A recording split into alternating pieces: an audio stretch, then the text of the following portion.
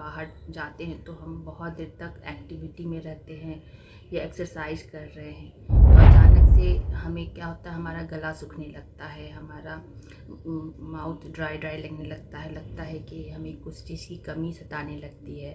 तो हमें पानी की कमी सताती है, और जैसे ही वो हमें मिल जाता है और हम उसे लेके एक सांस में पीना शुरू कर देते हैं, उसके बाद लगता है कि पता नहीं क्या मिल गया, कोई अमृत मिल गया हमें। और इसे पी के जैसे हमारा बॉडी फिर से हरकत में आ जाता है और फिर हम उसी एनर्जी के साथ दोबारा उस काम को करने में लग जाते हैं। तो आखिर हमें इस पानी की ज़रूरत क्यों लगती है? हमारे बॉडी में आखिर ये क्या काम करता है जो हमें पानी की इतनी ज़रूरत पड़ती है? हर कुछ एक्शन के बाद हम पानी ज़रूर पीते हैं और तब जाके हम फिर से अपने आप को रिफ़्रेश फील करते हैं। तो आज हम इसी पानी के बारे में जानेंगे कि ये पानी हमारे बॉडी के लिए कितना इम्पॉर्टेंट है। हमारा बॉडी बहुत सारे एलिमेंट से मिलके बना है, उसी में से पानी जो है यानी H2O हमारे बॉडी में करीबन 60 to 70% है। यानी हमारे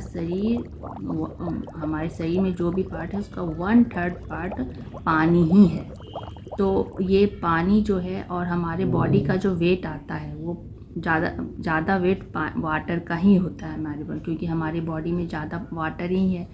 तो इसीलिए हमें बार बार पानी पीने का मन करता है, हमें प्यास लगती है, तरास लगता है तो हम पानी पीते हैं, या पानी में कुछ भी कोल्ड ड्रिंक्स मिला के वो करके हम अपने प्यास को बुझाते हैं पानी पी के। तो ये पानी मेन क्या करता है? तो सबसे पहले पानी जो है हमारा जो भी चीज़ है, हमारे बॉडी में जो भी पार्ट है हर जगह पानी है। तो ये हमारा जो हम पानी पीते हैं तो हमारा माउथ है तो वहाँ पे लार मिलता है, सलाइवा, तो वो भी उसमें भी ज़्यादातर पार्ट पानी ही है, जैसा कि दिखता भी है।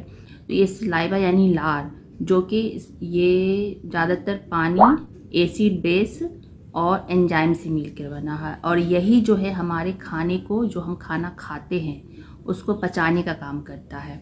उसको छोटे छोटे ग्लूकोज कार्बोहाइड्रेट को तोड़ता है छोटे छोटे मॉलिक्यूल्स में, तो लार इतना ज़रूरी होता है। उसके बाद फिर हमें मसल्स है, तो मसल्स में भी हमें पानी की ज़रूरत होती है। मसल्स जैसा कि हम पानी जैसे ही कम होने लगता है तो मसल्स में एक अकड़न सा आता है, हमें दर्द सा फील होगा, लगेगा कुछ खिंचाव हो रहा है, तो वो वही इंडिकेट है कि हमें पानी की ज़रूरत है। तो वो मसल्स में भी पानी होता है। फिर जॉइंट्स पेन जो होता है, जॉइंट्स, तो वहाँ भी पानी होता है, पानी का नमी होता है, जिसके कारण वो आराम से फ्लेक्सिबल हम लोग फोल्ड कर पाते हैं, मोड़ पाते हैं, क्योंकि वहाँ पानी, वहाँ पे नमी कुशन टाइप से एक वहाँ पे जगह दे देता है, जिसके कारण हम आराम से कोई भी एक्टिविटी कर पाते हैं। तो उसके बाद से जो हमारा आ गया हार्ट है, वहाँ भी बहुत ही ज़्यादा रोल है पानी का। अगर पानी का, वाटर का कमी होता है तो ये जो ये हार्ट का क्या है, वो ब्लड को पंप करता है और वो हमारे सारे बॉडी पार्ट, टिश्यूज़ वगैरह को सप्लाई होता है वो ब्लड हमारा। ये जो ब्लड होता है, ब्लड में जो प्लाज्मा सेल है वो करीबन 90% वाटर ही होता है।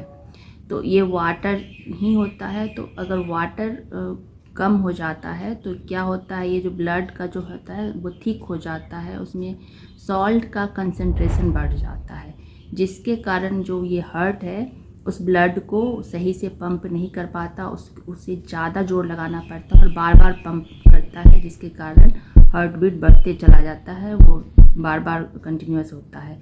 और इससे क्या होता है, जब ये हार्ट बीट बढ़ता है तो हमारा जो बीपी होता है, ब्लड प्रेशर, वो लो हो जाता है और हमें कभी कभी चक्कर आने, फेंट आ जाती है। तो वो इसी कारण से होता है, जब पानी जिस आदमी को बहुत देर से नहीं मिलता है तो वही अचानक से बीपी लो हो जाता है और उसे चक्कर आ जाता है। तो एक रीज़न ये भी होता है। तो यहाँ पे हार्ट को सेफ रखने के लिए पानी बहुत ज़रूरी है, यानी ब्लड को पतला करना है, यानी नमक का कंसंट्रेशन ज़्यादा हो जाता है तो वो पानी वहाँ पे काम करता है। फिर है हमारे पाचन, डाइजेशन, जो हमारा खाना है, जो भी ख़राब चीज़ है उसको हमारे बॉडी से फ्लश आउट करता है, उसमें हेल्प करता है, खाना पचाने में करता है।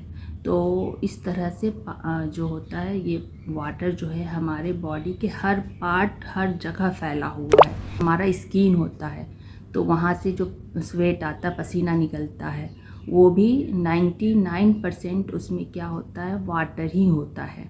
तो वो वाटर वहाँ जो होता है जब हमारे बॉडी में हीट होता है तो वो पसीने के फॉर्म में बाहर निकल जाता है, जिससे कि पानी हमारे बॉडी से कमी, वो पसीने के कारण, यूरिन के कारण, ये सब के कारण हमारे बॉडी से पानी निकलता रहता है, क्योंकि वो जमा नहीं रहता।